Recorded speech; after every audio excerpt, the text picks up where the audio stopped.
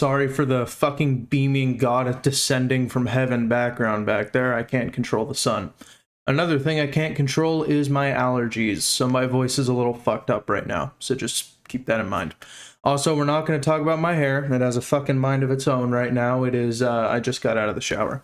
So, today we're going to be talking, I'm actually going to be talking about the Flock AI surveillance cameras that have been being placed all around Texas and other parts of America, and it's spreading pretty rapidly. And there was a meet that happened in Denver, Texas, and Louis Rossmann posted clips and highlights of it and posted the whole thing. I highly recommend you go watch his channel and go watch everything he's talked about with this kind of stuff. Because he does it amazingly, and he's been kind of spearheading a lot of the discussion about it and everything. But, and I actually talked about these before whenever Louis Rossmann was hosting a protest in Austin, Texas about it. Now, funny thing about the meet that happened in Denver is a lot of fucking people showed up. I don't know if I'm going to get a good angle here. But if you just look at the sheer, I mean, a ton of fucking people, yeah, there's not really a good angle on this video, but a ton of people showed up to this thing. The whole room is decked out. There wasn't even enough seats, so there's people standing along the sides. Funniest thing, though, is that the mayor didn't show up. You see this guy right here? This guy is a part of the mayor's, like, staff, so he had to come on instead of the mayor, and even this guy directly calls him out and calls him a pussy for not showing up, which I thought was really fucking funny. But that's besides the point. Today we're going to be talking about the Flock cameras. I actually am going to play the video, and I'm going to pause and give my commentary and critique, because I actually disagree with some of what he says, and I actually agree on some takes with them, believe it or not. I am obviously opposed to this stuff, but I even want to provide some context, because I feel like he makes some points and says certain things that he doesn't rebuttal or counter super well. And if you guys didn't know, actually, if you didn't know about me, I am someone who's taken several classes, all of the advanced classes and everything like that for cybersecurity, all the from the foundational classes to the, like advanced classes towards cybersecurity and everything. I was pretty much one of the top students in all my classes. I took classes for digital forensics. I took advanced computer science courses and classes and everything like that. And I have a pretty well understanding of computers. I run the Raven development team, made Talon. I'm managing the alternate project, if you haven't seen that. So I have some decent experience when it comes to this, enough to at least commentate and talk about this. I'm going to be giving the perspective of a cybersecurity guy, of someone who I'm going to be giving the take of someone who actually understands these systems. I am a programmer and technical operations specialist at a company called Not Average, and that's my current job right now. And my entire job involves building and architecting their systems and, managing their systems, doing audits and everything like that. So I understand how these kinds of systems get built up and everything. And an important part, especially when it comes to digital forensics, especially, is the law. My hair is really fucking with me, my bad. Is the law surrounding digital forensics and everything too. So you have to have a good understanding of these different kinds of laws and everything. So even information about like how a government can subpoena information or compel a company to forfeit certain information or data or whatever else, right? All of that's really crucial to my kind of work. So I understand this kind of thing really well. And I can call out a lot of the bullshit that comes from Flock when it comes to this stuff. And then I can also, explain the misunderstandings and everything about the system from the other guy as well.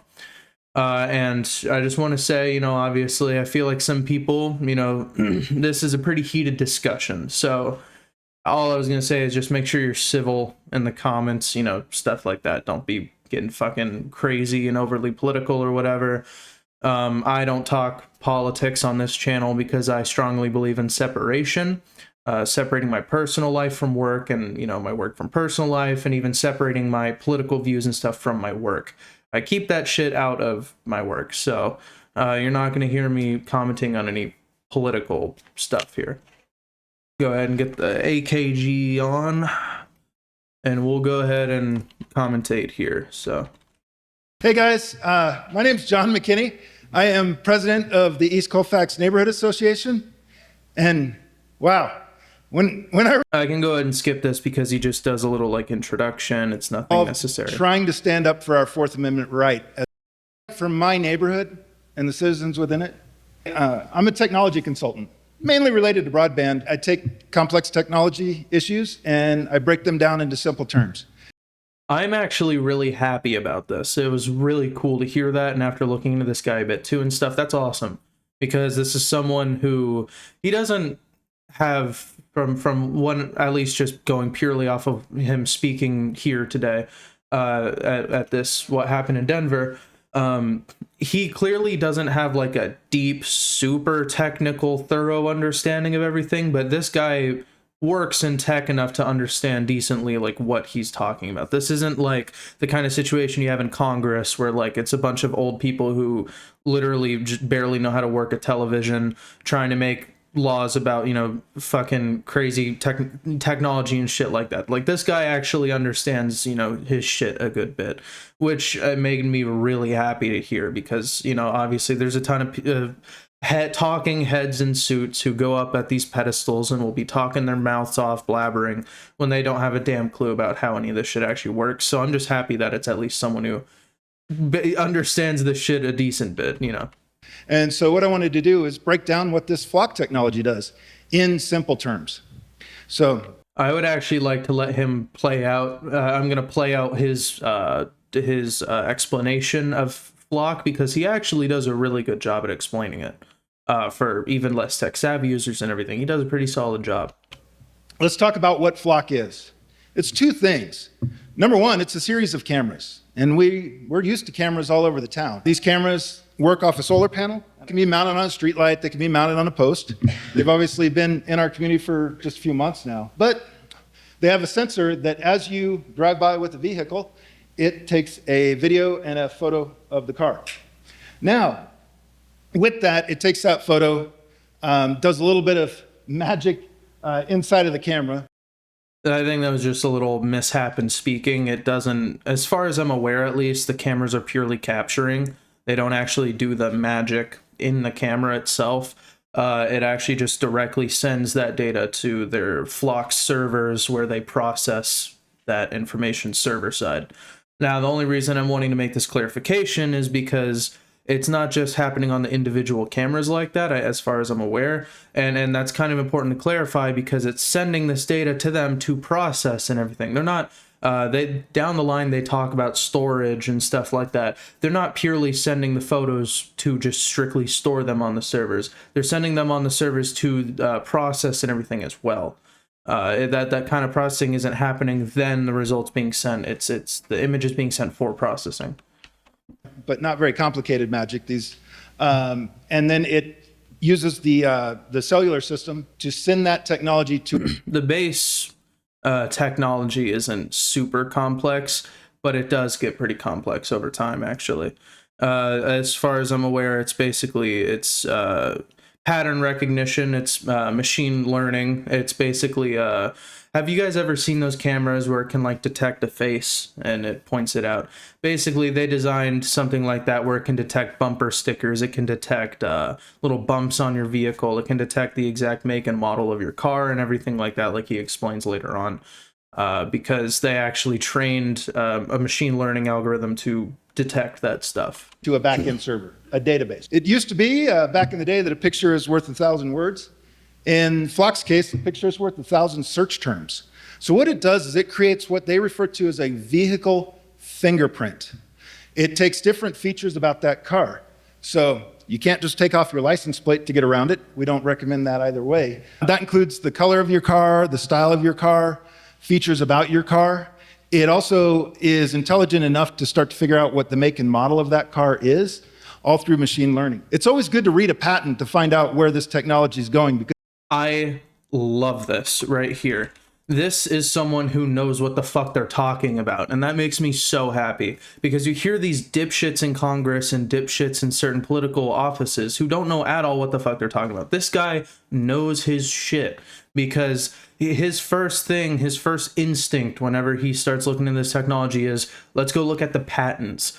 And that is the exact route you want to go with this kind of stuff. And I'm so happy he did that. This dude clearly understands this kind of stuff, because I swear to God, you know the amount of people who talk about this kind of shit and don't at all even look at the actual filings and everything of this technology? It hurts my brain.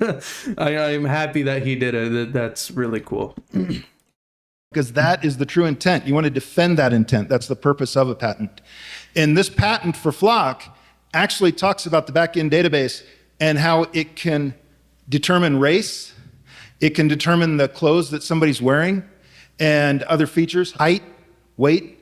Using a neural network module configured to identify different classes of people.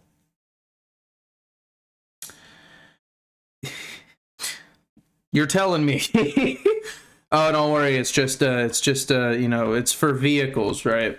It's just for vehicles. It's, you know, we're capturing criminal vehicles. Dude, you have to be fucking you have to be fucking kidding me. It literally says in the patent that it is capable, it is configured to identify different classes of people. Which, by the way, classes of people is really funny to say. It can identify different clothing types. It can gauge height and weight. I mean, that's... It says it's configured to. That is absurd. So many features about an individual that are actually very personal information. And with that, I think it's not hard to see where that can lead beyond cars. So it's not just cars. Eventually, this can definitely lead to bicycles and pedestrians. And this is actually something I want to quickly talk about, because they do go over it a good bit, but I don't think they go over it enough.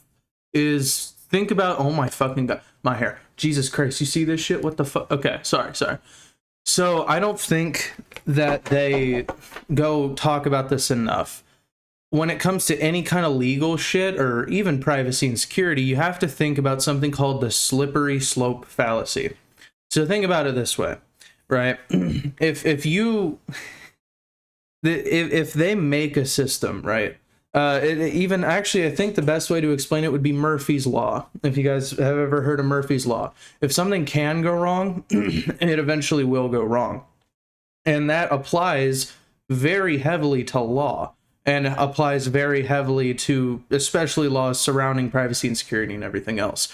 Because you have to think, if you make a system that is capable of is configured, is capable to identify based on race, ethnicity, and all of that, and you're saying, no, we'll only use it for cars, but it is capable of that, then inevitably it will eventually get used for that other stuff as well. Because if you're designing, if your intent and everything right now is to, you know, only, and the wording actually, the representative of the mayor uses really shitty wording, really double meaning kind of language, because he does say, like, right now we're not using it for that stuff, or currently we're not using it for that stuff, so you guys have nothing to worry about, which is very shitty, because what about when you guys do decide, like, well, okay, you know, now we solve this problem, but crime is getting worse, we need to start identifying people based on blah, like, right? You see the fucking problem, right? They always go one step at a time. They're not going to go all in at once. They build a system, they lay the groundwork for everything else to come later. So it's going to be cars now, and then it's going to be protesters, you know, those dangerous protesters, right? And then it's going to be, well, you know, we need to look for people with these certain characteristics, and then it is just a fucking rabbit hole. Now, I'm going to use a prime example here. And again, listen, I don't give a fuck what your political takes are or anything like that. I am just, and I'm not trying to fucking side with either political fucking party or any bullshit like that. Let me just say here, hypothetically, purely hypothetically, let's say some kind of fucking whack job gets in office, right? And this guy, for some reason, has some extreme hatred against Mexicans. Okay, like let's just say that he fucking despises Mexicans. He thinks that all of them are crazy hoodlums or some shit like that. This guy could use this technology, could set policies and demand that this technology is used, and command the police force and everything like that to start using this technology to target Mexicans. Or I mean, it can even be white people, it can be African American, it can be anybody. Or it could be anybody with a certain political leaning. So let's say you get some real fucking extremist whack job who's extremely far right leaning or extremely far left leaning, and they think that the other side of the political spectrum is dangerous extremists, right? Then they could easily justify using this technology to try to track down these people and all of that. And here's an important bit of context. These systems have no warrants, have no warrant system, it is completely warrantless surveillance. So they don't have to go through a judge and go through due process and anything like that. And he even mentions it later.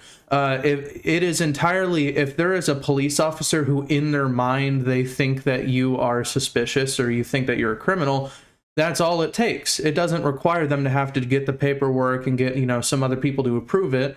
It's just, I think that you're a criminal, me being a singular police officer or whatever with access to this system, so that justifies me being able to track you. That is insane. There needs to be due process. And I'll go into detail more. I hope you guys don't fucking just completely take this one thing I'm about to say. Hear me out, please, and I'll get to it later. But I actually think that trying to suppress technology is inevitable. Same thing with AI. I feel like AI is an inevitable thing, but there should be at least laws in place and protections and safeguards put in to a reasonable level to protect that technology from being abused at scale. That is the exact same way how I feel here. I apply my principles across the board. I think that this kind of sort of technology where we're kind of combining AI and machine learning and everything into surveillance cameras and everything like that, I think that's actually pretty inevitable of a technology. I think AI getting involved in security is kind of just, that's going to happen. But I highly disagree, and I am strongly opposed with any kind of lack of due process or anything like that. There should be heavy safeguards at the foundational level. The the technology should not be capable.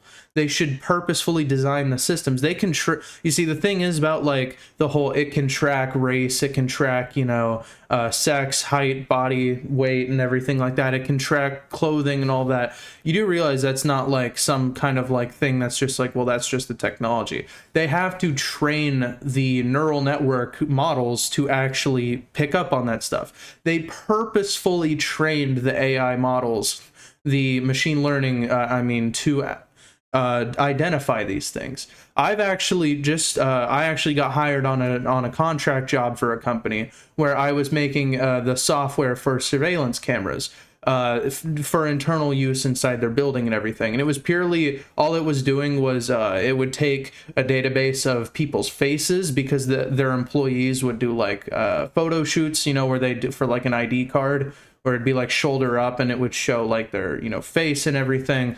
And basically I was tasked with designing a camera system that actually trains off that database and then can identify those people. So like as they're walking down the hallway, the camera can look at their face and then identify who it is and put their name up, right? And it was useful for security purposes, of course, and everything, of tracking movements inside the building and all that. But anyways, so that's I have, and I even study this kind of technology and stuff all the time. So I very well understand how these kind of neural networks and machine learning algorithms and everything like that work. And they don't just identify things. You can't just say identify a door, right? And then it identifies a door. You have to actually train it to identify a door. So the people who designed the Flock surveillance systems, the people who designed that identification system with the neural network, they actually purposefully designed it to identify that stuff. And that's fucking crazy, because, you know, they're arguing, oh no, we're not going to use it for that stuff. It's strictly for vehicles, right, guys? You know, all that stuff. When they purposefully, explicitly trained it to detect that stuff, right? That alone pretty much proves to me that they have inevitable intent. And this guy was even talking about intent, right? Through the patent. I mean, configured to identify different classes of people. They're saying it, right? I mean, what I'm telling you right here isn't even a conspiracy theory. What they're saying it directly right here. I just showed OBS, but they are literally saying it. What I'm saying isn't exactly like some revelation or something. They purposefully configured it to identify that stuff, which, you know, and then they're trying to market it as purely just a license plate reader. Like in their marketing and stuff, they're going like, oh yeah, this is a license plate reader and all that. Like, what kind of license plate reader can tell that I'm wearing Nike shorts and, you know, a fucking North whatever, I forgot what that brand is called, a hat, you know, like a blue hat, and then they can identify that I'm, you know, Caucasian or white, or Caucasian isn't the right word, that's a disproven theory, white. And you get what I'm saying. Like, that is simply absurd. That is important context, though, I think, to have, because, you know, when you're in this discussion, a lot of people don't understand that they literally purposefully designed their system to do that. That's a very important detail, in my opinion. But I'm done yapping about that. We'll go ahead and proceed. That they didn't necessarily start out marketing to police departments. They actually market to large companies like Target, Walmart. There was one, as I was going into Buc-ee's the other day, I saw a flock camera. And when they're marketing to these companies, they don't talk about data security. They talk about move out of the way. A 60,000 camera network with 6,000 agencies, and how they're creating a data net. But what they also sell with that is predictive technology, crime prevention. Now, this is probably the most absolutely terrifying part of any of this kind of technology, is that it is predictive technology. Have you guys ever watched the movie called Minority Report? Well, if you haven't, basically, there's these like three, I think it is, like fucking omniscient fucking people that are like, have their brains jacked into a system, and they can see the future. And these people can essentially see the future and predict, and they harness the power of these like fucking people. They put them in like a sleep deprivation tank, and they harness their ability to predict crimes before they even happen. So they can, at the start of the movie, they even, that's how the movie starts, is a guy is going to murder his wife. And they see it before it even happens, and then you know, the police then go and arrest this guy before he even commits the crime. That's science fiction, obviously, but if you were to apply it to a realistic world, you could have a really complex and built-up neural network that analyzes your patterns of behavior, that analyzes your movements, that analyzes, imagine even combining it with your digital habits, because your digital habits are pretty well tracked, like what you like on social media, the kind of things you're searching online. If you combine this data together, you can get a pretty good idea of what's running through someone's head, especially, you know, where they're going, you know, and all that, right? If you're monitoring stuff like that, then you can pretty well predict what the person's about to do next. And then if you go about, and that's actually how a lot of advertising networks work, because they then, like, have you guys ever thought about, like, maybe purchasing something from somewhere or whatever, and you don't even necessarily say it, you don't even necessarily, like, tell anyone, but you just kind of are thinking about something, right? And then you start seeing ads for it. That's because your behavior has been, they've been able to predict that based on your behavior. It's pretty fucking wild, but and this isn't some conspiracy theory shit either. I mean, this is pretty well-known fact. Now, they could apply the same kind of tracking, the same kind of technology to these AI cameras, because they can track all your movements and everything like that too. And they can easily figure out and kind of try to predict what you're about to do next. That is terrifying, because then in this warrantless surveillance system, if they wanted to, you know, track protesters, if they wanted to track someone, imagine if you have certain political beliefs, or hell, you even have certain religious beliefs. They can track people going to church. They can track people going to wherever they're going to go, right? And I mean, look, the argument is there. Okay, let's just hear out both sides of the story for the second.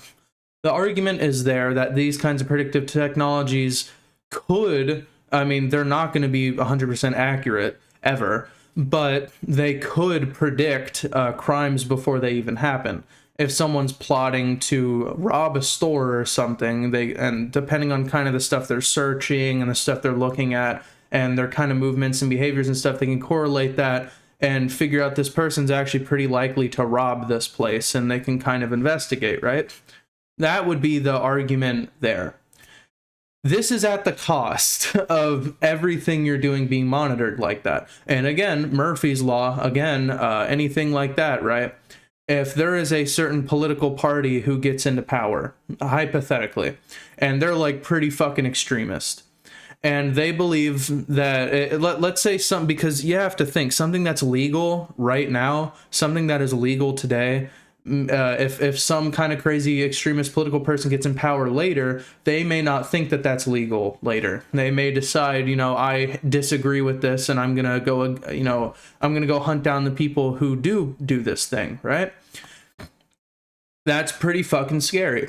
Now let's suspend beliefs on, you know, politics for a split second. Whether or not you agree with the LGBTQ or whatever, I have my own thoughts and reserves about that stuff too. But let's just suspend all that for a moment. Whether or not you agree with it, people have a fundamental constitutional right to free speech and self-expression, so long as they're not hurting other people, right? So let's just take for a second that there's someone who gets in office who is strongly opposed to the LGBTQ, homosexuals, bisexuals, lesbians, everything like that.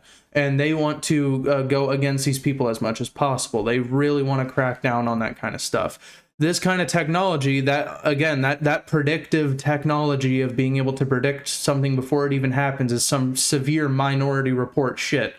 Because like, they could predict certain shit happening. It doesn't necessarily have to be illegal, right?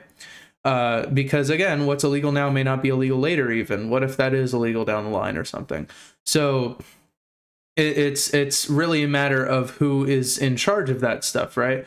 And a core principle in cybersecurity is zero trust. That is kind of like a concept that's well used, that is a buzzword that is thrown around constantly in cybersecurity. Now, zero trust is the idea that you need to assume that whoever the user is can't be trusted. You just need to, they need to have as minimal access and as minimal trust as possible to get their job done and nothing more. It's a very good principle, because why the fuck does my sales rep, why the fuck does customer support need access to the DevOps stuff, right? Like, why does someone who manages marketing need to have access to what's going on in a completely different department, right? They should have everything isolated, separated, locked down with minimal, just enough access to get your job done and nothing extra, because you don't need that stuff. And that principle seriously needs to be applied to these kinds of systems, because that is not being applied at all here. You are giving complete and total control. You are throwing the baby out with the bathwater, if you've ever heard that terminology before, which is not a good idea at all. There should be as minimal shit set up to get the job done as possible, and nothing more, because anything more, however capable the system is, eventually the system will be used to its full potential. It just will. You can be like, well, we're going to put policy, we're going to sign contracts and agreements. Yeah, because those have never been violated before. Yeah, because those have never been modified or changed later or whatever. Yeah, because there's never been workarounds to that kind of shit before, right? Like, dude, you have to fucking you have to design these technologies fundamentally so that they cannot be abused. And if you design it where it has complete and total, again, throw the baby out with the bathwater, and then you just go, pretty please, pinky promise us that you're not going to use it for anything bad. Right? Like, and they even mention it later. I'm gonna turn the light on. I can't turn the light on. Well, shit. I'm gonna fucking turn the light on here really quick.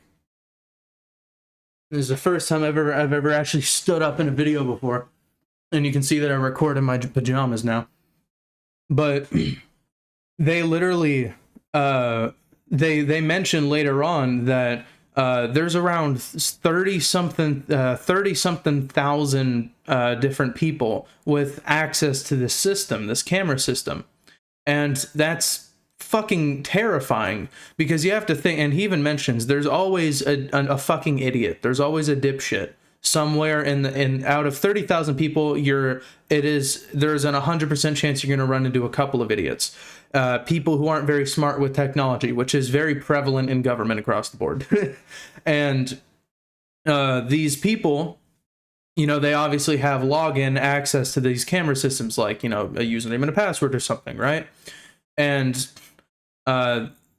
passwords get leaked, okay? There's always one dipshit who falls for the phishing email or downloads a shady piece of software or something and gets their shit compromised. That is just, that happens. And when that happens, they're getting access. And the funny thing is, the way they're designing these camera systems, they mentioned that, okay, it used to be that way. As of recently, now we're starting to lock down the camera systems and stuff. But for the last year of these cameras being up, if someone had access to the camera system, it's all one gigantic network, all completely hooked up together. It is one gigantic full system network of cameras. So if you get access, you don't just get access to one isolated little controlled part, you get access to the entire thing. That is fucking terrifying because, obviously if one password gets leaked or something, one person this happens to, then those stolen credentials can be used to monitor America, just the citizens of America. Now, I want you to think for a split second the adversarial risk that comes with that too. So you have to think, what if I'm going to pull the classic China, right? But what if China or Russia or North Korea or any other adversaries, right? Iran or something like that. What if these hackers, these state-sponsored hackers, these state-backed hacker groups, what if they get access to stolen credentials, right? Then you have foreign countries spying on American citizens. And if you think that this isn't possible, it already happens actively. It is the case right now, this very second, as we're speaking, with the US telecom network. So your phones, your text messages, right? The telecom networks have been compromised. It is just known. If you go actually look into that there's been a lot of people who's talked about that. I don't think I actually talked about it, but there's a lot of people. You can even look on all the articles and everything. The FBI made a statement that they're even recommending that you use encrypted chats to communicate, because the regular plain text messages you're texting on your phone, there were traces of state-backed adversaries. They found traces of these people in the telecom network, but the telecom network is fucking ginormous, right? And it's hard to, they were basically saying, well, they're in, and it's like, how the fuck are we supposed to get them out now, right? Because they're already in. And the thing is the entire way that these malicious state-backed actors were even able to get in is because the United States wanted the telecom networks to create a portal, basically like a web page or something, where a FBI agent or the government officials can log into it and then can input details about a phone number or an individual or something, and then get access to the records. And this can even be done without a warrant. There's a lot of warrantless, information access there, so that they can bypass, like AT&T and everything like that are known to provide this kind of information without even a government agent needing a warrant. They just can ask, and then they go sure and hand it over. So this already is the case with our telecom networks, and because of those portals, the attackers were compromised that portal. Because if you put a backdoor into any kind of system, it can't. If what can go wrong will go wrong, and it eventually. And this kind of backdoor was great for the foreign or for the domestic government officials to look into that kind of stuff without a warrant and stuff, or expedited information obtaining and stuff. But eventually that backdoor gets compromised, and then now what can go wrong went wrong, and that will happen with Flock. That will happen.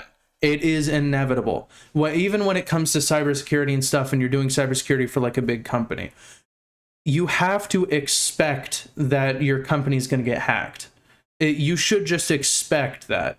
Now, there's a lot of tools and stuff, and a lot of people who try to sell services and stuff to prevent your company from getting hacked and stuff. Listen, your company is going to get hacked. Your servers are going to get hacked into. One employee with certain levels of privileges is going to fucking click that email. That's why you need to assume zero trust. You need to build a system that is carefully isolated and designed, where everything is compartmentalized in a way where one person doesn't have access to the whole kit and caboodle, right? Where you can actually, if someone gets compromised anywhere in that chain, that it's not going to lead to the entire chain getting compromised.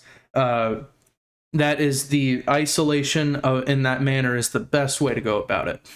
And you need to have proactive approaches as well to prevent any kind of thing like that happening. A proactive approach, a prime example, would be not having a fucking backdoor into the telecom network of America. But I digress. It'd be crazy if they just used the official systems, right? But that's besides the point. When it this warrantless surveillance where there only needs to be one person with access to the entire network, right? Eventually there's going to be that idiot, and then it is just Murphy's Law that it is eventually going to fucking get hacked, and then we're going to have state adversaries looking into and spying on the American citizens. And if they're saying, oh, our contracts say like, oh, we're not going to spy on you and stuff, you really think the hackers, the state-backed fucking Iranian hackers that hacked into the fucking systems, are going to follow those principles? You've literally said so yourself that your network is capable of identifying people based on race and everything like that, identifying people and all these things. You really think that they are going to follow that? It's like the kind of people who say like, yeah, okay, we'll ban guns so that way no one has guns. Criminals, by definition, don't follow laws. You're not going to get rid of the guns in the hands of the criminals. But that is gun debate stuff, and that's getting into some political hot water there. That's going to get my comment section going crazy. So I'm going to digress there. But I feel like the same kind of principle can be applied here. You need to assume that everyone in the chain is untrustworthy. And you need to minimize their access as much as possible so that if there is any compromise, that it is minimal. And that no actual like large scale harm can be done from it, because any kind of hack is going to result in some kind of harm, but at least you can minimize the damage as much as possible. But let's go back to the video now. I think I'm finished with my yapping there. Thinking about what you're doing before you're doing it. Yeah, just alone in Denver, it's capturing 2 million images a day. They're tracking us as we're going. Oh, I'm sorry, 2 million a month. Thank you. In the press releases that you're going to read about the contract the mayor signed this morning, it's going to be presented that he's taking care of this data security. And what he's done is he's requiring a memorandum of understanding with other agencies.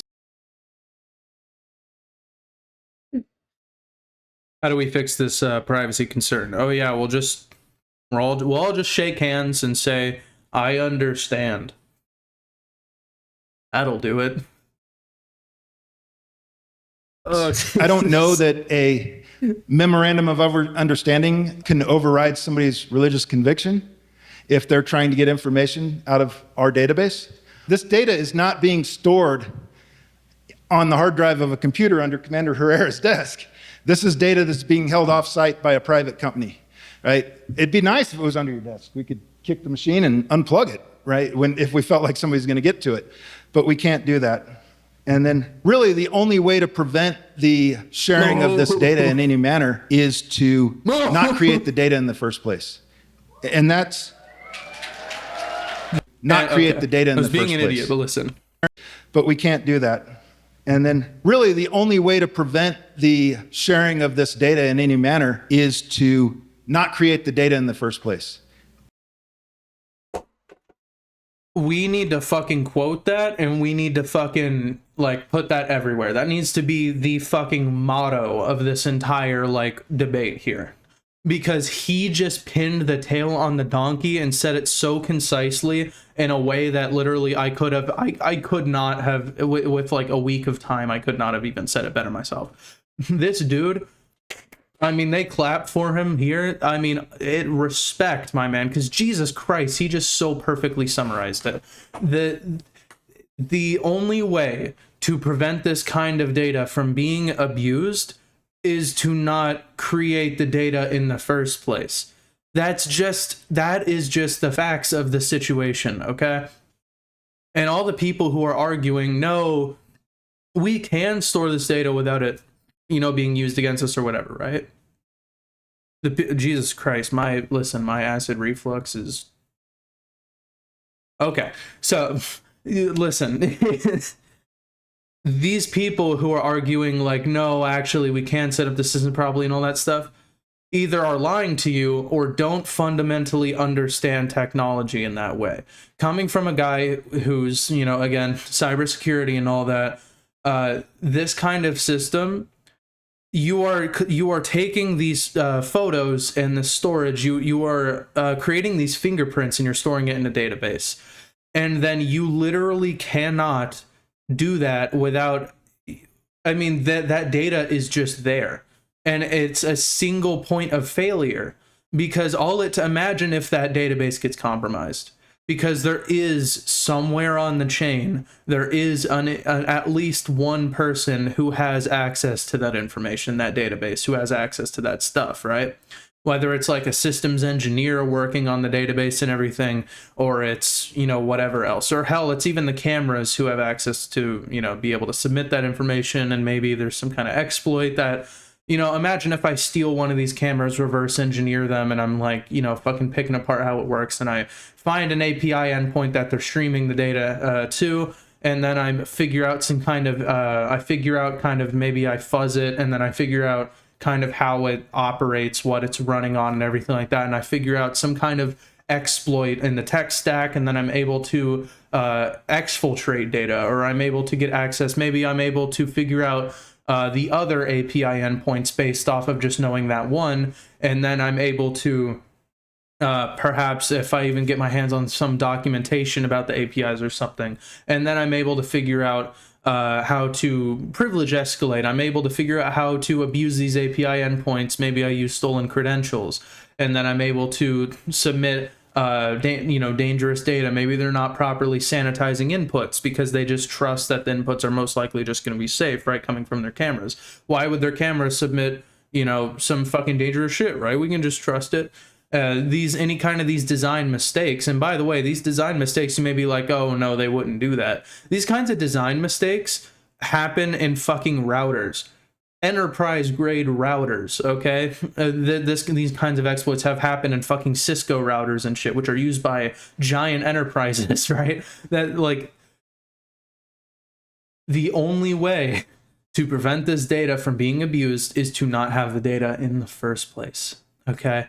Like, this is the exact model that my group, Raven, I'm not trying to self-promote here, I'm just giving an example. We are making Raven Intel free. We had a service called Raven Intel that we're actively working on making free. But it was for a while, and still right now, even though we don't even accept payments anymore, is like paid. There's certain parts of it that's paid. And you need what's called an API key. You basically need this like big string of text. It's basically like a password, like a key, and you use it to log in a way that gives you access to your shit, right?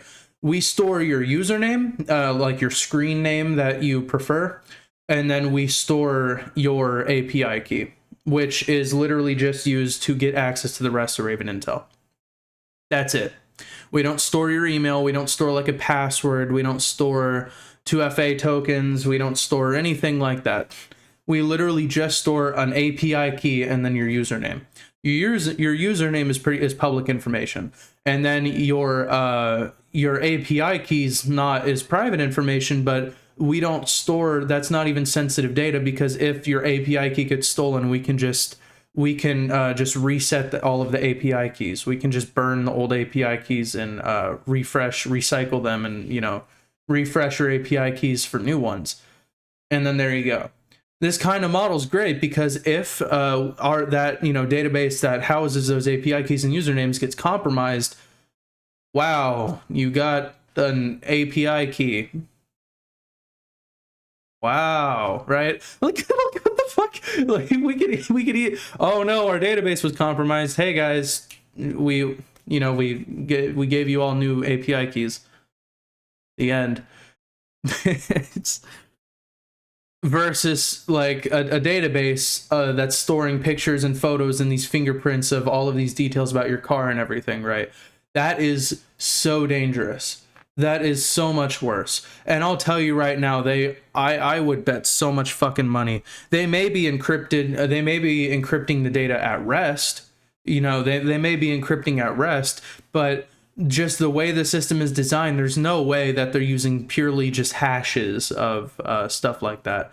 That couldn't work. How could they just purely go off hashes like that? They're clearly, the photos and the videos and stuff have to be getting stored in plain text. Now, maybe if they were smart enough, maybe just maybe they hashed the like fingerprint of the vehicles or whatever. They actually represent that data with hashes, and then they just find matches through that hash, right? But I mean, just going off of, the kind of company that this is and everything, I would not be surprised if they're storing all of this, the fingerprints actually just plain text. Now imagine if that gets breached. Jesus fucking Christ. You're going to have the name, sex, ethnicity, personal details of this person, including like body height and weight and everything, what kind of car they drive, the exact full details, the entire, fingerprint of their vehicle. You're going to have their movement patterns and everything.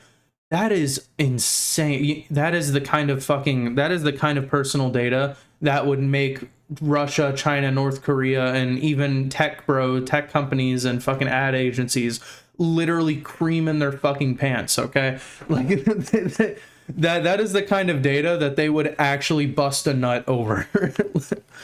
Let's go ahead and continue on with this video. And that's well deserved applause.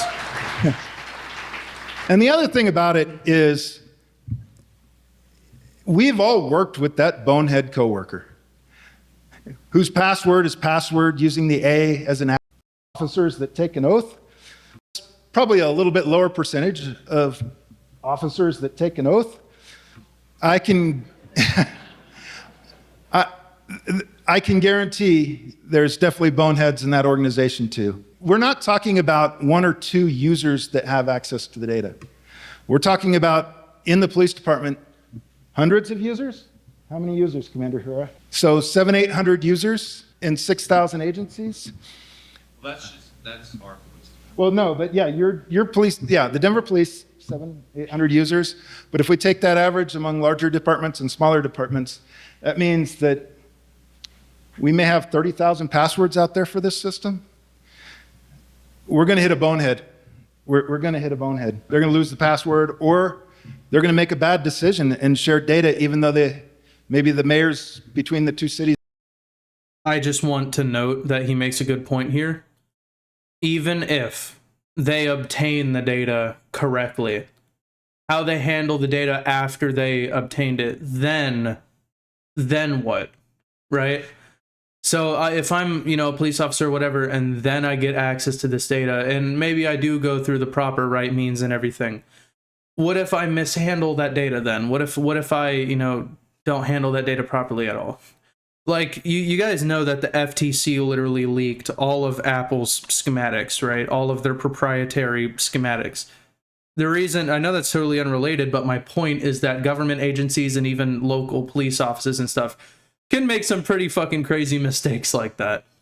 They can fuck it, and if you don't believe me, go look it up. It was on the FTC's website. So they like mishandling of data is a pretty frequent occurrence in government.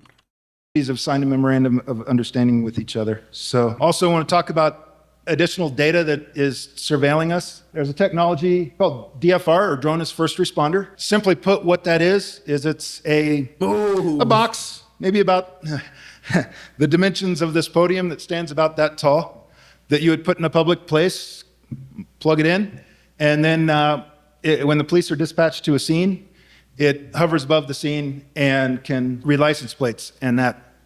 Now, on the surface, I will just say, if you pay attention to the guy right here, the mayor representative or whatever, I just love. I'm not trying to be mean, but I just love how dead inside that guy looks this entire fucking time. that actually sounds like a really cool technology. I'd like an officer that's going into the scene to maybe have a little guidance. Anybody that plays a video game knows. He makes a good point, and I agree with this guy. So that what he's talking about, like where a drone can fly in a situation and then surveil the situation to, you know, for the safety of police officers on the scene and everything. Something like that actually is a pretty cool tech. That is a pretty smart, I think that's a pretty fantastic technology, actually. As long as there is safeguards, as long as they, you know, get the necessary permissions and get the sign off and get the warrant or whatever else, there needs to be due process and several layers and hurdles that they have to go through. That kind of friction is important. The checks and balances of this whole system, right?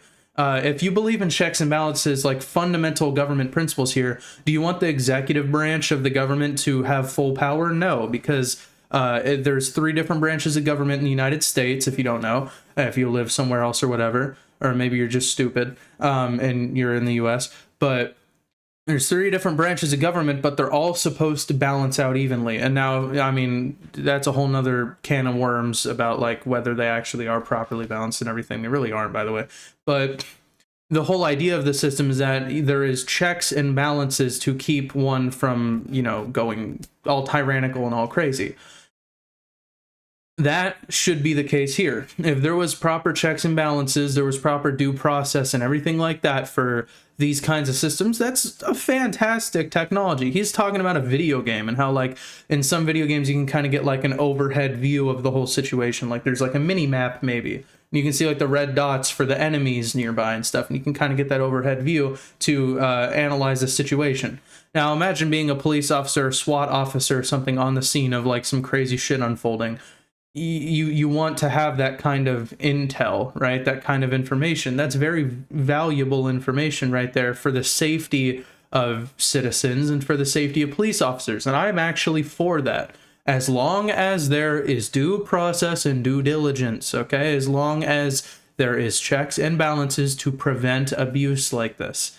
Currently, that's not the case at all. It is a warrantless AI-powered surveillance system. That's fucking absurd. Hell no.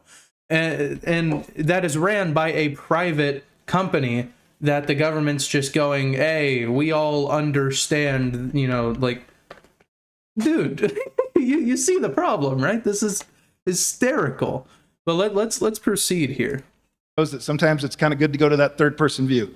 So we can definitely understand why they would want that technology. On the other hand, if you're not willing to be open and transparent about all the technology that we're using, how can we be sure that you're not going to take that drone and fly over a protest and find out all the cars that are around that protest and maybe not go arrest them tomorrow, but just throw the name on a list? And he makes such a good point here. I am loving this guy. Hey, for all of you watching here, if any of you guys live in Denver, if any of you guys somehow, for some reason, have a contact with this guy, some of you guys can manage to reach out to this man, please let him know that I want to talk to him.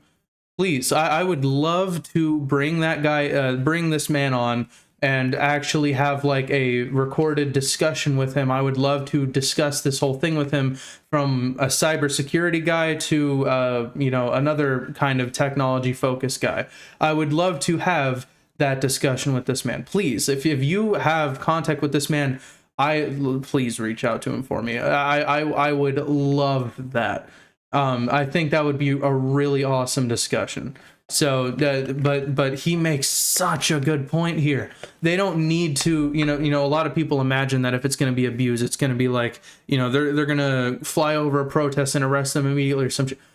You know, they could just put them on a watch list and then use this powered cameras or whatever, because, you know, being a protester, you know, protesters usually are pretty violent. You know, maybe you're an extremist, you know. Well, yeah.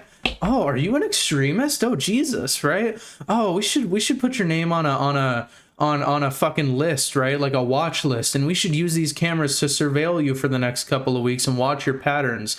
Oh, and we predict, you know, that this AI powered tool, which, by the way, fun fact about these AI surveillance cameras, they only have a 49% accuracy rate. If you want to go look into that, yeah, if you didn't know that, the flock cameras, this whole camera system, the whole prediction, everything, only has a 49% success rate.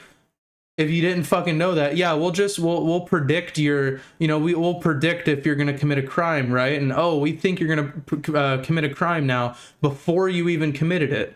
You know, I was raised in a world where it was innocent until proven guilty. I was raised in a world where you know, the punishment came after the crime. You know, you can't get arrested for having a thought inside your head. You can't get arrested for free speech. You know, shit like that. But now we live in a world where it's becoming more and more of guilty until proven innocent. You know, it's if you have nothing, why do you want privacy if you have, you know, if you have nothing to hide, if you have nothing to hide, then why do you want privacy, right? If you have something to hide, that must be you're doing something illegal, right? If you want to have privacy, right? It's that guilty until proven innocent mentality that is slowly creeping up in everything. And these cameras are no exception. It is terrifying. I was raised in a world where you had, if someone thought you committed a crime, they had to prove it. And, you know, if you didn't commit a crime, how can they possibly punish you, right? We're not living in that world anymore. And it is slowly becoming more and more of a world where if there's a good likelihood that I'm going to commit a certain crime, that is enough. That is fucking terrifying. And I don't care how accurate these systems get, just because like that is fucking dystopian as shit. Are you hearing this? I mean, tell me I'm not the only one who believes this, right? That is terrifying. That is some Fahrenheit 451 bullshit. Like, have you guys ever read that fucking book? Oh my god. Let's carry on. Right? Start keeping a little bit of a social credit score. Well, social credit scores. A lot of people are like, you know, do you hate the idea of China's like social credit score, right? Where you can't get a job, you can't get a loan, you can't buy a house, you can't do anything because of your social credit score. You're being tracked constantly and surveilled, and they're scoring you on how like good of a citizen you are. How, oh, you're a good boy, right? Like the government likes you, so you get a higher score, right? Because you're appeasing the government. And again, remember, there could always be some kind of extremist, like you know, fucking crazy person who, again, will use the example of the LGBTQ or like homosexuals or whatever. Right? You see what I'm saying? They can lower your social credit score. It's like, you know, that whole like, oh, we think you might commit this crime or do this thing. That is scary. That is dystopian as hell. We don't believe that that's the intention of Mayor Johnston or the Denver police. I would question, why would you want to build the infrastructure? And that is another good point that I think is important to call out, is that it's important not to get conspiratorial, okay? With any kind of discussions like this, you have to be grounded in reality. It's easy to get carried away into all this science fiction shit, but we have to get We have to, there's not like some crazy mwahaha from the mayor, right? Where he's doing some like devious plans to track every civilian, right? It's not some shit like that. The objective reality is that the world, it's business. The world runs on incentives. The world runs on, I mean, that's just how the fucking world works, right? And just the way this whole thing is kind of structured is, he's not, I am pretty confident that the mayor isn't actually trying to. Now, I wouldn't be surprised if he had some like under the hand deals, under the table deals with like Flock or whatever to get this shit passed, and is like doing some kind of like, you know, crazy shit like that. But at the same time, I also doubt he actually wants to mass surveil every single citizen and shit like that. I'm pretty confident that that he may even actually believe that these camera systems are good, right? But that's just the thing. Like, I want to make sure that I'm not kind of encouraging people to get like, you know, the tinfoil hats on and head into like conspiracy land and shit, the fucking glowies, the lizard governments and shit. But like, at the same time, you have to think about the realistic risk here. I'm not talking about conspiracy. I'm talking about threat assessment. As someone who is a cybersecurity guy, the risk model here, the threat model here of the potential risk and potential points, the potential points of compromise here, because that's how I would do my job as a security guy in any kind of security audit or assessment, or, you know, designing or building out or architecting any kind of system. That's how you go about designing any of these systems securely, is you have to think about the risk model, and you have to think about the potential threats and everything like that, and then design the careful mitigations for it and everything like that. This is this entire point of the video is to discuss this whole topic from the perspective of a cybersecurity guy. So all I'm doing is just taking these fundamental principles of cybersecurity and applying it realistically and logically to this debate here, and hopefully it'll provide some kind of insight, some kind of perspective into this whole thing. But I'll go back to playing the video here. Police, I would question, why would you want to build the infrastructure that makes it possible? He makes a good point here. Why would you want to build the infrastructure that makes this mass surveillance, this, you know, crazy spy net of like, you know, tracking, also move, but, you know, designing a system where this is even possible? He's questioning, why would you even, and that is a very logical thing to ask that more people should be asking. Why would, if it's supposed to just be like a fucking, you know, driver's license plate reader and stuff, why are you designing it to be capable of so much more than this in all this way, right? Why are you designing it? I question why you're wanting to put the infrastructure in place to make a social credit score, a social score system like that even possible. Because with this kind of system, you know, they're going to say, oh, we're not going to do that and stuff. But it's possible with this infrastructure and with this technology. You're laying the groundwork for that stuff to be possible.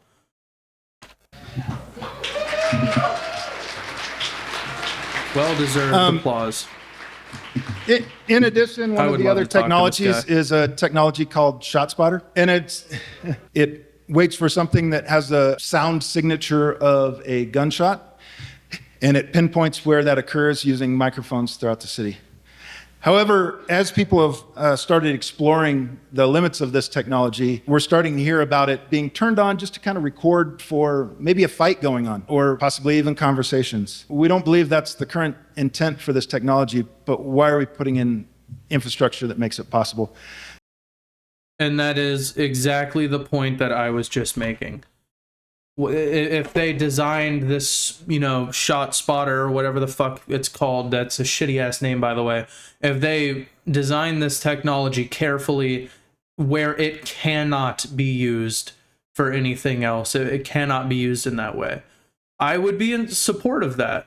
You know, these monitors to look out for gunshot sounds or whatever, to notify the police, like, hey, in this rural, in this urban area, in this fucking neighborhood, there's like gunshots going off, like an automated system to detect that. That's really good for public safety. That is something I am actually for. I would be happy to support a system like that, but not a system where it's actually just raw dogging fucking microphones placed everywhere. And, you know, they're meant to be used, they're supposed to be used for gunshots and stuff, but you know, they can also be used for just regular ass microphones. That is absurd. Murphy's Law, that what can go wrong will go wrong. These will inevitably be abused by somebody down the line for some reason. You have to expect that. You have to expect the people using the technology to inevitably, there's going to be someone trying to use it for bad. You just have to expect this stuff, and you have to design things accordingly. That is just how this shit goes. That's just how it works, man. That you have to design these systems carefully. Zero trust models. You can't just blindly give. That is like, imagine a big company like Nvidia or like AMD or like Microsoft. Why would Microsoft's customer support person, just some like random ass, fucking $7.50 an hour customer support representative, why should the customer support representative have full and complete access to Microsoft's code? Like why should they have code access to Windows, right? Why should the janitor have access to the school's entire fucking system where they can look up student IDs and student info and stuff? Why? You are just giving complete and utter unfettered total access to the entire system to someone who only needs this very low level privileged access, right? You see what I'm talking about? Why are you giving them the keys to the entire castle here when they only need that one little portion? That is stupid.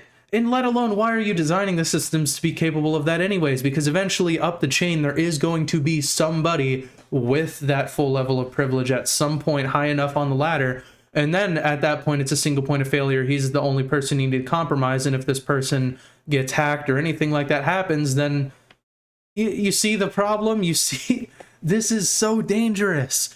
It is not even dangerous just for like civilians' privacy sake and stuff. It is extremely dangerous for journalists. It's extremely dangerous for government officials too. It is extremely dangerous for everybody. This is dangerous for everybody.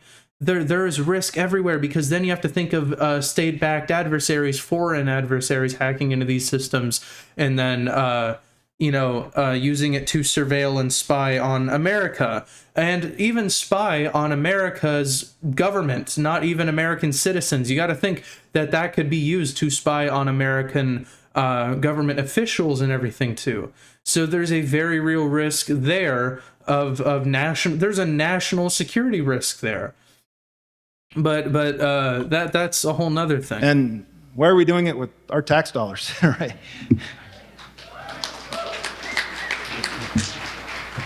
So with that, we've developed a question on behalf of the East Colfax Neighborhood Association. And that is, Tim, of the mayor's office, what are your concerns about potential city liability from the use of Flock technology and the loss of that data to outside sources? My name is Tim Hoffman. I'm in the mayor's office. I serve as his director of policy. I will say this right now. Nobody should send harassment or hate to this guy, even if you disagree with him, even if whatever, right? At the end of the day, this is someone who just has his own personal reserves and beliefs about a topic, and he's standing by his beliefs, and but here's the thing. He's not ducking it like this piece of shit pussy ass mayor. He's the one who showed up. And he's the one who's engaging with the audience, talking out, with this microphone. He's the one who actually showed up there and is talking to this man right here and is actually answering the questions. So I actually respect this man as much as I was just making fun of him a moment ago. And I do heavily disagree with him and think that he's kind of stupid. And I do think he's not really the most honest man and everything like that, because I'll dissect his, response to this question, everything here in just a moment. But at least he showed up. And I respect him for that. I respect this man for at least showing up and at least engaging. He had the balls to actually show up here and actually fucking engage like this. And I respect that. So credit where credit's due. And don't fucking go look this guy up and harass him or any shit like that, because then you are literally worse than these people. Okay, just making that very clear. Because, you know, there's some people who in the audience actually like start yelling and fucking talking over him and causing a scene and everything. That is just, I cringe so hard at that. That's just like so stupid. Don't fucking do that, dude. Come on, have some fucking, be civil, okay? Like, Jesus fucking I Christ. appreciate the question. I think one of the topics that we've been talking about with council members, I know that this has been a concern that's been brought up a couple of times in some of these R&O meetings, are around some of the potential Fourth Amendment implications around whether or not this would be a violation, this type of data protection. Is that the genesis of the question, or is it something else? I think there's an open disagreement about whether this is a Fourth Amendment violation. As a neighborhood, we 100% believe it is. The mayor's office. I would like to play a clip from a YouTube video I saw about these Flock AI cameras. And give me a moment to find it here. I'll pause the video. I found it. So, absolute credit to the YouTuber Ben Jordan. And he made a really fantastic video. I even shared a little segment of his video on this tweet and everything. I'm going to play this for you guys.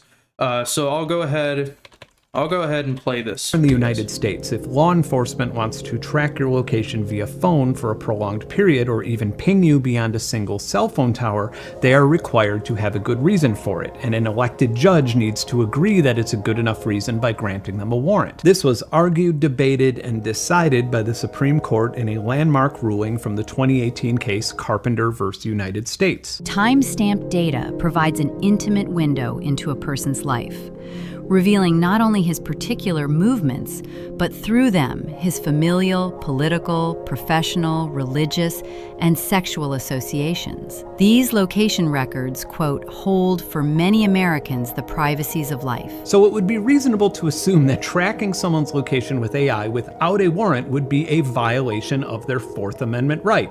Right? Well, that has not been ruled on yet, and if they agree that it's a constitutional violation, they'll be leading the Flock Safety unicorn out of its $8 billion stable and shooting it right in the head. And considering the combined $92 million lobbying effort of Flock Safety and their primary investor, maybe it's not so confusing why nobody will straighten this whole constitutional rights thing out. And now you understand the fundamental problem, because you want to get down to the roots of it all, right? What are we actually arguing here at the root, right? Because it's always good to solve problems at the root. What's the root cause? Everything like that. So you want to figure out what's the root of this whole thing. The root is that unmade decision right now of whether or not it's a violation of the Fourth Amendment rights. And the only way we're going to actually get a real solid answer is if this ever eventually escalates to the Supreme Court where they make a decision. But historically speaking, based on that past ruling that he talked about, there are certain privacies of life in that kind of footage that, you know, it violates your Fourth Amendment rights. They say that, the Supreme Court says that, and they should uphold that. You know, it is logical to assume that still applies here, right? But it hasn't been explicitly ruled on here, which is why this is even a problem in the first place. And then, of course, you may be wondering, why don't we just get this straightened out? Money. Lobbying. So Ben Jordan, massive props to that guy. He so beautifully and perfectly explained that. And that is, you know, if you ask me, the fundamental, that literally there is historical rulings that even back up that this is a violation of the Fourth Amendment rights.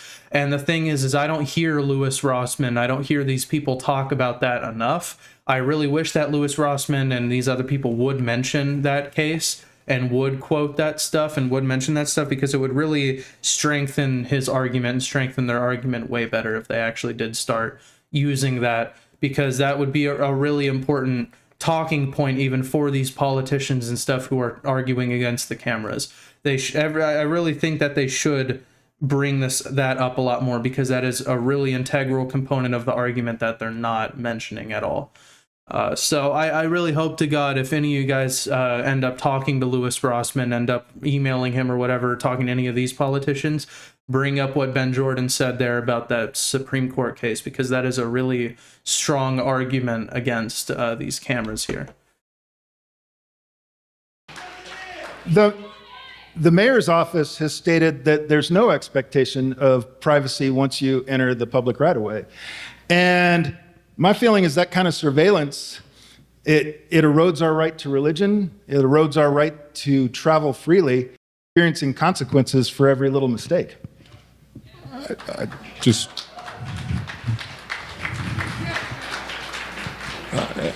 a first quick correction. You said that the mayor's office position is that we believe that there's no expectation of privacy when you enter a roadway. Okay. See, this fucking hurts. There's people yelling and shit. Is that like better? You guys can hear me now? Okay. Okay. Okay. I just want to be very clear that it is not the position of the mayor or the mayor's office that you have no expectation of privacy when you enter a roadway. What he is referring to. Stop. See. Stop. What that is You were doing referring nothing to. but disrupting. It's not civil. See, this is not civil at all. Let him talk. You know, this pisses me the fuck off, and I'm gonna say why. You are like, people are like, why don't these big companies, why doesn't Flock, why don't these people, the mayor who ducked this whole thing and we're calling him a pussy, why don't they come out to these, and talk to us? Why don't they meet us face to face? And then when they do try to meet you face to face, you yell over them and you yell and you disrupt and you're not civil and you do this shit. Are you fucking kidding me? At this point, it makes me start to understand why they don't fucking, even bother to talk to the people like that. Because then shit like this happens. And it is so, if you want an open, honest, civil discussion, an open-ended conversation between these two sides, honestly and civilly arguing back and forth these different perspectives, then you need to which, by the way, is the best way to go about this. And I'm really fucking happy that this guy showed up actually and did that again. I respect him for doing that, and I think the mayor's a pussy for not doing it. But it's hard to say that I think the mayor's a pussy for not doing it and stuff when, I mean, he would have just been met with this, like dude, all I'm saying is be civil in this shit, okay? Don't be fucking disrupting this shit. If you want to see these people face to face and have an actual discussion with this kind of stuff and all that, then you need to play fair. Then you need to be civil. You need to not fucking blow up like this, and you need to engage in an actual honest, open conversation that is respectful and civil, and don't do this stupid shit.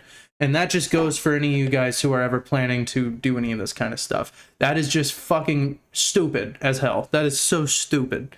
But we'll move on. It pisses me off, though, honestly, because I care about this shit a lot, and I really want to see this stuff actually succeed. I want to see our arguments prevail. I don't want to be living in this crazy police state, this crazy surveillance state. But doing stuff like that, you're only harming the argument here. That is because then the people arguing for this stuff can go look at the people arguing against this stuff. It's these savages, it's these sick, uncivil people, causing unrest and everything. If anything, we need more cameras and stuff to, fight against like these crazy people disrupting these civil meetings and stuff. And look, you get what I'm saying? You're only creating arguments for the opposing side like that.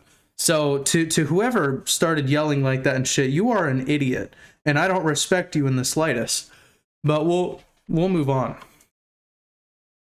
Excuse me. If folks invited, council members and people from the mayor's office, can we, if we're trying to engage in a dialogue and conversation, which I'm here to do tonight, I'm here to listen to all of you as well. And a lot of us have been really working really hard trying to address these concerns and these issues. And so if we could just try to have, some respectful dialogue and allow people to speak. You may not agree with what they have to say, And that's fine. We don't have to agree, but I would like to allow people to speak. Thank you. I don't know who this woman is really, but I respect the shit out of her.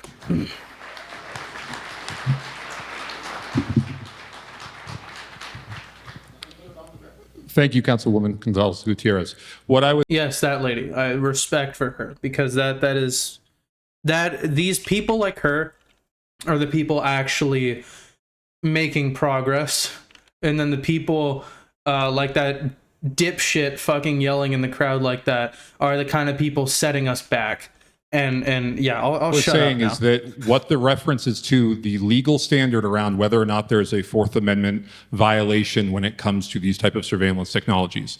And what the courts have for decades looked at is whether an individual has a reasonable expectation of privacy in the thing that is being searched. He's making a valid point. There are courts that have looked at this as it relates to license plate reader systems in other jurisdictions, and some courts have But we've just talked about how this isn't a license plate reader thing, by the way, so just keep that in mind. found that yes, it is that you do have a reasonable expectation of privacy of your license plate when you are on a public roadway. There are also many other courts that have looked at it who have found that no, you do not have a reasonable expectation of privacy of your license plate number when you are on a roadway. So as it relates to the first question, that is an unsettled area of law right now. But I think But he's, the dirty kind of, the squirrely tactic that he's using here is he's talking explicitly. I mean, that's very true. If you've ever looked up like the ongoing debates in law surrounding like genuine real license plate readers, not the flock shit. I mean, like actual ones that read license plates and license plates only. There is some courts that think that that's a violation, and then there's other courts that think that that's like not. And that's an ongoing debate there, but I find it funny how he's explicitly talking about license plate readers here, and he's not talking about what flock really is, which, we discussed earlier, all the capabilities of it and everything. Also, yes, I was fixing my hair just a second. the larger point around the question of, is this a technology that is tracking everyone in this room around the city right now? I think that there, as we were talking about, there is a fundamental disagreement in that, yes, there are pictures being taken at these 111 locations of the cameras. 111. But they are not being searched by anybody unless your car is suspected of being. And this is the exact problem that I was just talking about. You see, this is the fallback that they're relying on, is that, yes, we're taking this footage, yes, we're taking these photos, yes, we're doing it, but we're not going to do anything bad with it. Trust us. We have this stuff, and we could do that stuff, but we're not going to. And they just... How do we know that for sure? Oh, we can sign a fucking memorandum of understanding or whatever. What can go wrong will go wrong, Murphy's Law. I have lived my entire life by that. I design systems by that. It is a fundamental core component of technology. That is a fundamental principle of technology, is Murphy's Law, believe it or not. And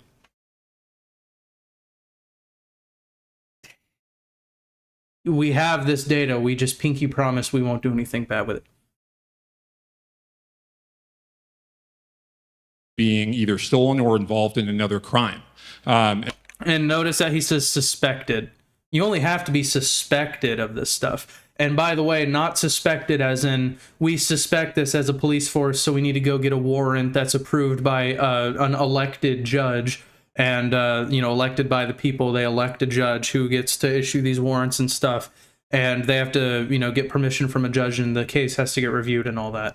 No. Just a police officer, a singular government official, a singular police officer who in their head just suspects you of committing a crime or being involved in a crime. Not even committing a crime, just being involved with a crime or whatever, that is enough of a reason. I mean, this is coming out of his own mouth here.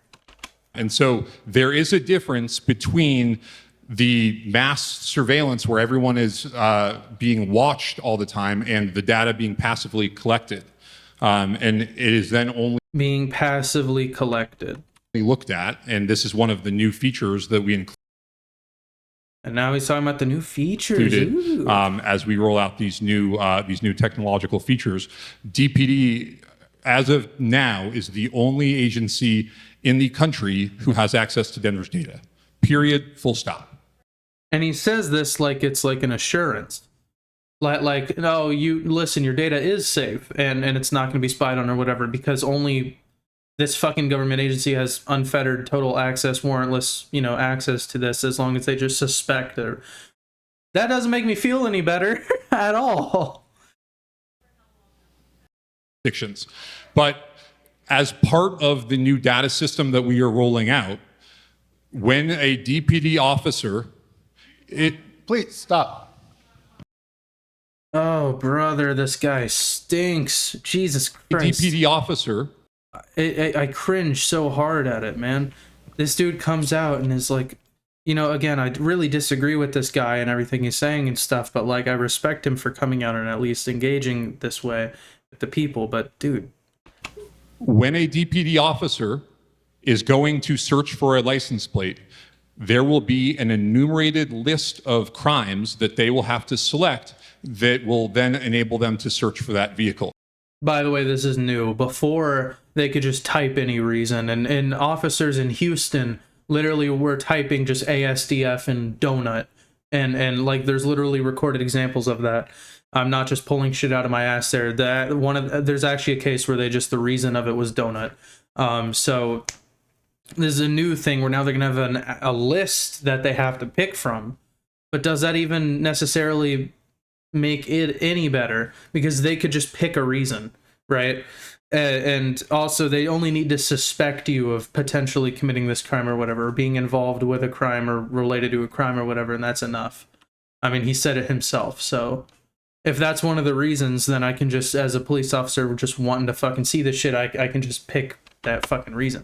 So it is not as though they can type into an open box any reason for why they are doing it. It will be an enumerated list of either Colorado or Denver-based crimes that would then enable them to search for it. So I think, again, there is simply a disagreement over whether or not the passive collection of these license plate images that is then held on this system but is not accessed or looked at by anyone constitutes the mass. What can go wrong will go wrong. Somewhere on the chain, someone has access and can read it. But, even if that person is good-willed and stuff and won't look at it, then if they ever get compromised, then someone else will. It's Surveillance that it's being portrayed as, or if it's only when you, or it's not even you, when your vehicle is suspected of being involved in a crime or has been stolen or otherwise, it would then be queried into the system. And if it exists from the last 30 days, then it would pop up into the flock system. So the question is actually about liability. What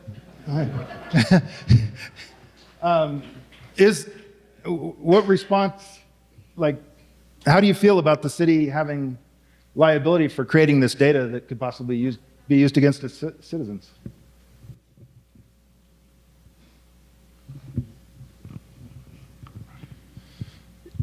Can you say a little bit more about what you mean by used against the citizens? Well, let's say that a citizen from the state of Texas.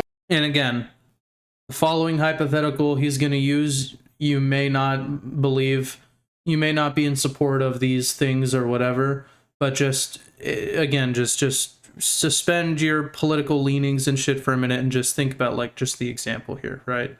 He's going to talk about abortion here really quick. Don't just, if you, whatever your fucking reserves are about abortion, I don't give a shit. Okay, respectfully, I do not care at all. Don't flood my comments with those takes because nobody here gives a fuck what your opinion on that is. I'm just being honest with you. I'm not trying to be an asshole. I'm just being direct with you. I don't care, and I know for a fact that none of the other anonymous people on the internet care what you think about it. But in a fucking YouTube comment section here in this kind of video, right? So he is going to use that example. I really don't think that his example is a super strong example.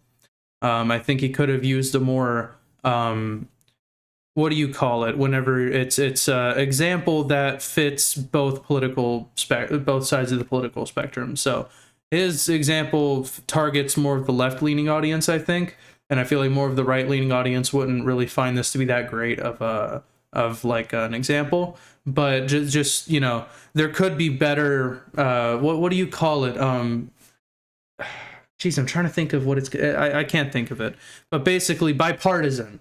He could have come up with a better bipartisan example that, you know, makes sense to both political parties, I think. But you get what you get, right? Texas was seeking abortion care and coming to Colorado. And their data had been released through Flock, and it was identified that they had come to Colorado to get an abortion. Maybe they get picked up by a bounty hunter, and they get brought back for justice, or the Texas version thereof. Now that person has experienced damage because of data that was collected by the city of Denver. I would believe that would cause a great liability for the city. Yeah, so a couple things. Number one, we have shut off access to every jurisdiction outside of the state of Colorado. That's been the case for several months now. We now have shut off access to every jurisdiction outside of Denver. So a Texas jurisdiction simply does not have access to Denver's data. They cannot get it. Secondly, there are state laws and there are Denver ordinances around whether or not we can comply with either civil immigration enforcement or reproductive health care. When someone is coming, there's a shield law now statewide. And so Flock has set in parameters that there's absolutely, in the state of Colorado, no searching for any sort of terms that have any sort of implication around immigration enforcement, civil immigration. But then this is assuming that they're using it, that they're so I'm not allowed to search. I'm not allowed to, you know, search for abortion or whatever. What if I just say, like, I'm just suspecting them of a whatever else crime, right? And then I can. You get what I'm saying?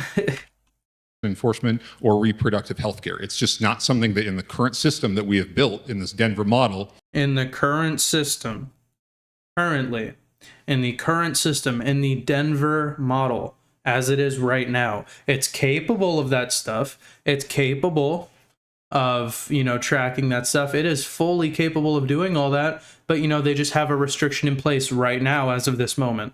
What if things change?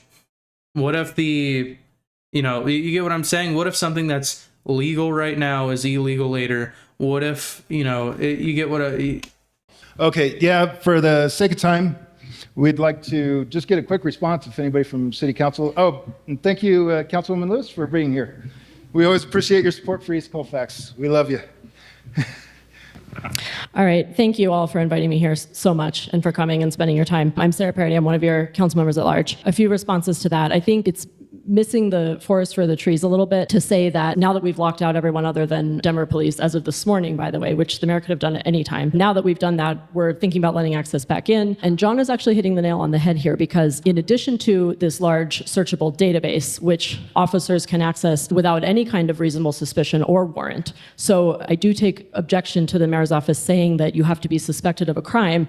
You only have to be suspected of a crime in the mind of an officer doing a search. There's no legal standard that's applied, and it can be totally... Checks and balances, due process, warrants. Yeah, a singular police officer who has his own biases and personal beliefs and everything. You know, very well. Let's do an extreme hypothetical. I'm a cop with access to the Flock system and I'm racist or something, right? Like maybe I hate Muslims or something, right? Hypothetically. And you see my point? You see my point? It is absolutely possible with these systems. Investigatory. Well deserved. This lady is amazing. And I also, and in addition to that, if you meet that kind of legal standard, so if someone in Texas, where abortion is a crime, does get a warrant, and we have created these images. And so then at that point, we may be in a legal situation where we're handing them over and we're helping people who came here to get reproductive health care be prosecuted for it back home. And I'm not okay with that under any circumstances. I'm just not. And I want to talk about that really briefly, because the mayor guy, the mayor representative there, he mentioned like, oh yeah, we're not going to give it up. You know, there's protections, say shield laws and all that stuff to prevent us from handing over certain shit.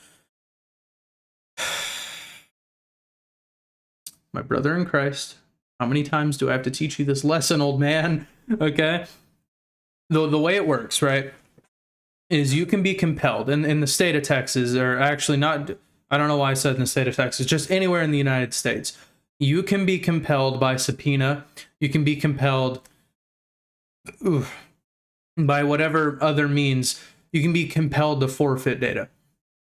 Now, if you have any kind of data, you can be compelled to forfeit it, and you can't delete the data, because then that's obstruction of justice, and then you're breaking the law.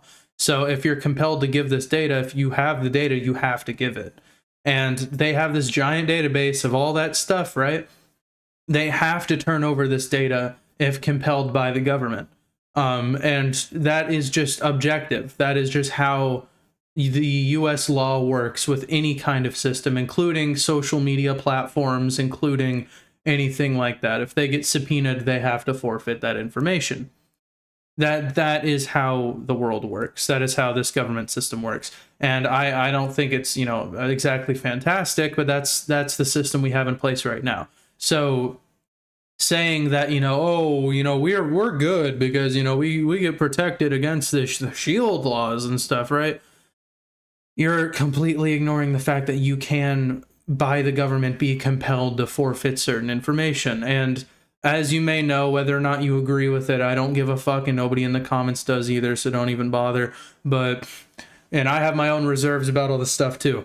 But it's pretty known fact that the current administration, the Trump administration, is going pretty heavy-handed against illegal immigration, and is using ICE as a vessel to fight against it. And ICE is using those means. The federal government and these government agencies are using their means to try to fight against illegal immigration, including sending troops to cities and stuff as well. Now, even the arrests that happen on marijuana farms in California and stuff, you've seen it. It's all federal troops, ICE troops, right? ICE agents. And these people, they can subpoena and they can demand information from companies to forfeit certain data, and that's just how it works. They can do that. That is just how digital systems and data laws work. And they would have to comply if it was a proper subpoena and everything. They would have to comply. And they can say that they're protected by all this shit. We have these new technological features that don't let you search the word abortion. But if the fucking government demands certain data, you have to fucking give it, okay? Like that's how that works. And that's with any system. And again, I'm not trying to self-promote here, but Raven, for example, we purposefully, carefully design our systems with that in mind, that Raven at any point could be compelled to forfeit any of the data we have. So that's why we need to make sure we don't have any of the data. And any of the data we have is unreadable, encrypted nonsense. Use client-side encryption. Make sure that, there's no actual sensitive user data being stored anywhere.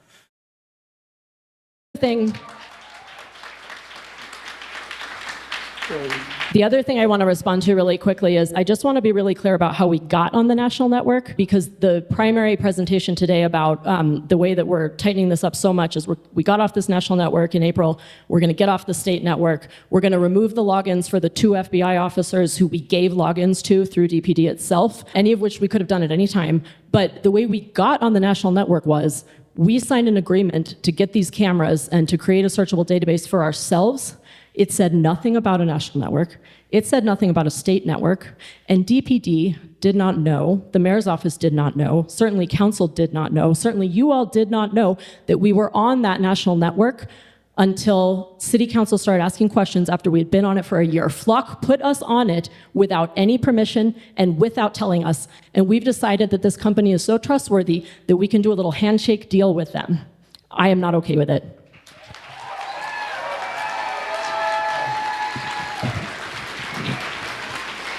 See, he just looks so dead inside. Forget about that.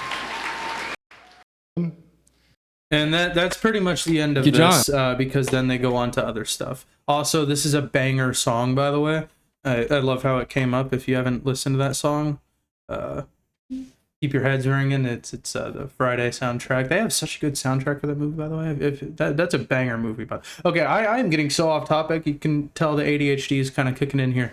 But I know this was a really long video, but I really wanted to make sure I just delve deep in discussing this and everything, because this is a topic that I strongly care about. I am in Texas. I'm not going to reveal where I live, what city I'm in or anything like that, because I consider that my personal information and I don't want to give that detail out. But I can tell you right now, I mean, I'm not exactly far away from what's going on with these AI surveillance cameras and everything. In fact, certain areas of where, I can drive by, certain streets near me and everything, do have some of these cameras deployed. That's fucking terrifying, okay? This is some scary fucking shit, okay? And just seeing the way it's going is fucking scary. So I wanted to make sure I really sit down and just give my full perspective on this whole thing. The mayor not showing up he's a fucking coward and I have zero respect for him, but I am still very happy that so many people showed up, and also just the fact that this meeting happened in the first place. And that someone from the mayor's office who is in support of the flock system and everything did show up, even though I, again, disagree with a lot of what he said and shouldn't have my critiques there. I still respect that he showed up, and I am just really happy to see that things are really, that there's discussion coming from this, and it's not just, being swept under the rug type thing, right? Like, people are being loud and proud about this. I'm really happy that awareness is spreading locally here. And the purpose and goal of this video here is to aid in the discussion and to give a perspective of someone who's like a cybersecurity focused guy and everything, who really understands, technology like that and stuff, but then also, and who has even had experience in building similar systems as far as like, again, cameras and neural networks and stuff go. But, I really want to make sure that I'm just doing my part because I have a platform, right? I may not be the biggest platform, but I have a platform out here on this YouTube channel, and I need to, and I have this knowledge and everything. And this is something that affects me really close to home, really seriously. I fucking live here. So this is a very important topic to me. So I know, again, it's been a long-winded video. You've probably been listening to this like on the second monitor or as a fucking like audiobook or something. I was actually just talking to someone who says that like he pretty much watches all my videos like that. And I feel like most people do just watch my videos in that kind of format. But I just want to make sure I share my perspective on this to aid in the discussion. I hope that Louis Rossman and, all these other people who are really like leaders in this discussion and everything, who are really leading the arguments against these cameras, even that Congress lady or councilwoman, I think I don't think she was a Congress lady. Councilwoman, I think is the correct term. And even that guy who I really want to talk to, I would love to discuss with that man. But I really hope that what I've said here today is taken into consideration by these people, and is hopefully what I've said can help aid in the arguments going forward. But that's enough rambling for me, though. That's about it. See ya.